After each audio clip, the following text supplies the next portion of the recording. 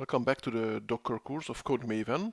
My name is Gabor Szabo, and this time finally we get to the point where we actually start using Docker. To remind you, we have the slides here at this location, and we get to the slide of the Hello World. And I'm going to show you both the slides, and I'm also going to show the commands on the command line as I type in. I do it both so you can see what really happens, and on one hand, and on the other hand you will have the slides so you can come back to it without running the video all the time, and you can copy paste or just copy from the slides much easier than from the video. And also one note here, so you can watch the video as the film, but I put probably much better if you after every command or so you stop the video and then you try it yourself and see if everything works as advertised. Obviously there will be differences because between the slide, between what I run and between what you see, because as time changes versions are upgraded and slides differences there might be. So usually you shouldn't worry about that. So yes, let's jump ahead to the Docker slide here about Hello World. And what you need to do is open the terminal, and a lot of things we're going to type in the terminal. So on Windows, just a reminder, you open the CMD, you start and then type in CMD. You get this terminal window or command line window, make it enlarge it so you don't have to type in some really small window. On Linux or Mac, you just open the terminal or terminal 2 or whatever you're using, and you're going to type in your commands there. So in this case, this is the command, docker run hello world. And so now I switch to the terminal. Here you can see the terminal, and I can type in docker run hello world. And what not happens is Docker tries to run start the hello world image, the image that's called hello world, and run it as a container. And the first line you can see, it says unable to find image hello world latest locally. So it will look for this image, this specific image on your disk. But if this is the first time you're running Docker, and specifically if you're first time running this image, using this image, then you won't have it. And by default, it will go and try to fetch the image at this point from the Docker Hub I mentioned earlier, so the Docker registry video. And that's what it does. It says latest, pulling from library hello world. So it automatically finds the image, which is called hello world, and it automatically uses a tag called latest. So we'll talk about tags later, how you can set version numbers for these images.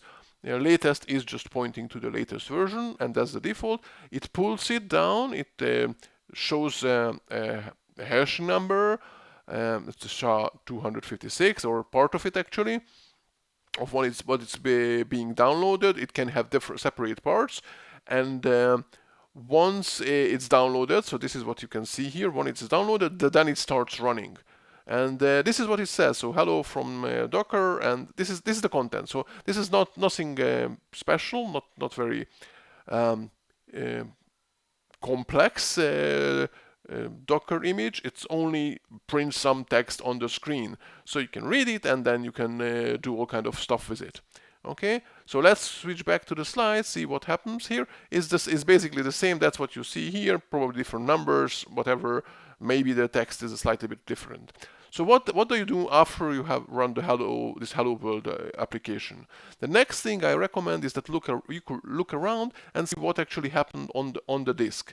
So you can run docker ps -as here. That's what I'm saying. Docker ps -as. I'm not really sure what I think S means short. So this shows you various columns here. The container ID, and this is the container ID. So it shows you all the containers that ever run on your system. And if this is a clean system, and I just cleaned it, so if it's a clean system, then that's what you will see. So you'll see some kind of a container ID, probably different one. The name of the image, so this is image, name of the image, the command that it was executed inside the image, which you don't have to worry about now. When was it executed? When was it started or created? The and when was it executed, and there is this name, so we can names. This is the name of the container. Remember, this is now the container, not the image. The image was downloaded and then used, and yeah, so this is the name of the image, and based on that image we created a container, or Docker created a container, and it gave it a random name, which now this time it was Elastic Meitner, but it's just a random name. You can also define your own name, but if you don't provide it, then it creates a random name, and that's it. So now you can see that there is I think if I make it smaller, then you can see that's in a single line. Okay.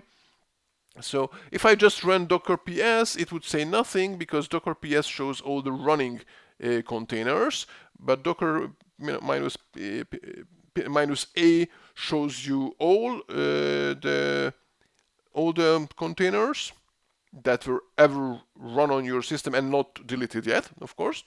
So all the ones that are still running and all the ones that have ran and stopped.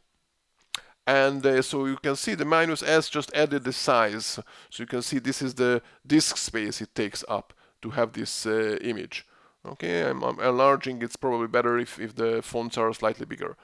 Okay, so that's what you can see here.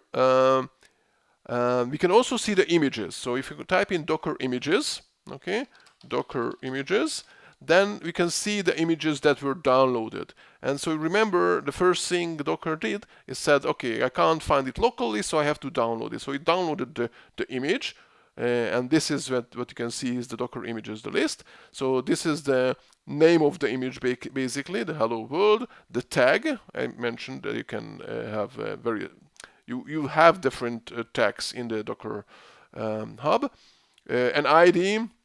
That's actually a short version of the ID. When was this image created, and what is the size of the whole image? So that's the whole thing that you can see. It's really small, even though it can run Linux and it has these tags in it. So now we can see that there are images and containers that were the running version of this. So what else? So now we go on. We try to run hello world again.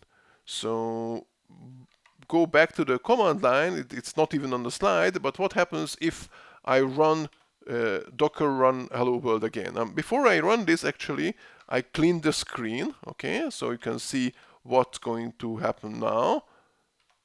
Okay, all kind of commands that I have here. Hello world. Okay, so this time it didn't say that it's downloading because it could find the hello world image on your disk because it downloaded previously. So it only says what actually happens when the container is running. So now you can say hello, the text that it prints. If I go back now and type in docker ps -as again, just to have the s, then you will see, and let's make it again smaller, so there's going to be just 2 lines. So you can see again the container IDs, which are different because the containers were different. The image is the same command. That doesn't matter when they were created. So the one was 6 minutes ago. I'm talking so much. Okay. The second one was 25 seconds ago.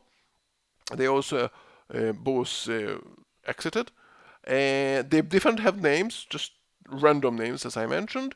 And if I list the images, okay, the images didn't change. Okay, so it still have only that single image there. And what else do we have here that I would like to show? Okay, the last thing that we would like to see in this part is how to get rid of the container. Okay, so I can say type in docker rm and the ID of the container. Let's go back to the command line. Okay, so I can say docker rm and the ID of the container. So let's pick this up. Okay, this will remove that container. If I run again docker ps -as, then you can see that now we only have one container left, and that's it. So now we can remove the other one. I could have done it both at the same time, so it's not that special. Now I won't have any more Docker containers. The Docker image is still there. So Docker image images, sorry, it's still there. And in order to remove that, you can type in docker rmi and type in the name of the image, and it just removed the image. It actually it was created from 2 parts, but that doesn't matter for now. If I run docker images, then you can see that it's gone. And so this is like the really first version of running Docker, and just a simple hello world. Now we're going to have a slightly more complex example using Docker BusyBox. But that's going to be in the next video. I definitely recommend that you go, well, the video will stop, so you will have to do it, and you go and experiment with this. So just play around and see that it really works on your system. Good luck and enjoy.